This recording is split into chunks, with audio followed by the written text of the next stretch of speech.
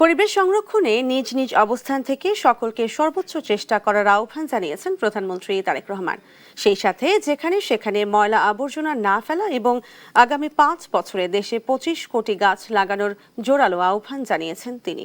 সোমবার প্রধানমন্ত্রী নিজের ভেরিফাইড ফেসবুক পেজে দেশবাসীর উদ্দেশ্যে এসব কথা বলেন। আমরা যদি সকলে মিলে একটু সচেতন হই, আমরা যদি নিজেরা সচেতন হই, যত্রতত্র যদি আমাদের ব্যবহারকৃত আবর্জনাগুলো যদি যত্রতত্র আমরা না ফেলে দিই, আমরা যদি একটি নির্দিষ্ট জায়গায় এই আবর্জনাকে জমা করি এবং নির্দিষ্ট উপায়ে যদি এটাকে পরে ধ্বংস করি, তাহলে যেমন আমাদের পরিবেশটি ভালো থাকবে, ঠিক একইভাবে আমরা আমাদের পরিবেশটাকে সুন্দরভাবে রাখতে পারবো। না, আমরা যদি আজকে থেকে প্রত্যেকে সচেতন হই, আমাদের হাতের আবর্জনা বা ব্যবহারকৃত আবর্জনা যদি নির্দিষ্ট জায়গায় সুন্দরভাবে আমরা গুছিয়ে ফেলি, তাহলে ধীরে ধীরে হয়তো আমরা আমাদের এই বাংলাদেশটাকে আবর্জনা মুক্ত করতে পারবো।